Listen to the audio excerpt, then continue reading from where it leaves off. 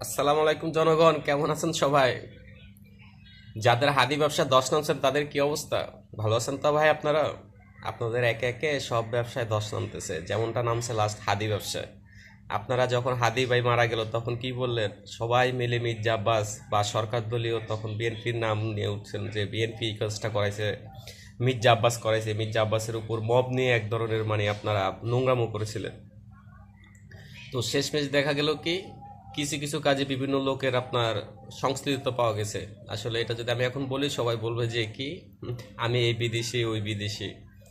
তারপর বললেন কি বিএনপিকে ইন্ডিয়ার দালাল, যে হাদি হত্যার বিচার বিএনপি চায় না।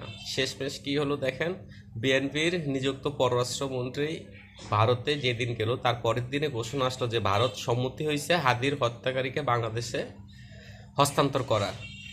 এখন দেখি হাদি ব্যবসায়ী যারা আছে সবাই গর্তে লুকিয়ে গেছে। এরকম একে একে আপনাদের সবগুলো ব্যবসা গর্তে লুকাই যাবে, বুঝছেন? আসলে ব্যবসা মব সৃষ্টি করে তো আর আসলে কোনো কিছু আদায় করা যায় না। আপনারা যেটা করতেছেন এটা মব, ঠিক আছে? এটা বিচার চাওয়া না। আপনারা মানে না জেনে না শুনে একজনের উপর দোষ চাপাই দেওয়া, এগুলা বাংলাদেশ আর খাবে না। আস্তে আস্তে আপনাদের সব ব্যবসা চলে যাবে, দেখবেন সব ঠান্ডা হয়ে যাবে, বুঝতে পারছেন? তো একটু আফসোস করেন, কান্নাকাটি করেন, আর নতুন নতুন কি ইস্যু তৈরি করা যায় সেটার দিকে সবাই চিন্তা করেন।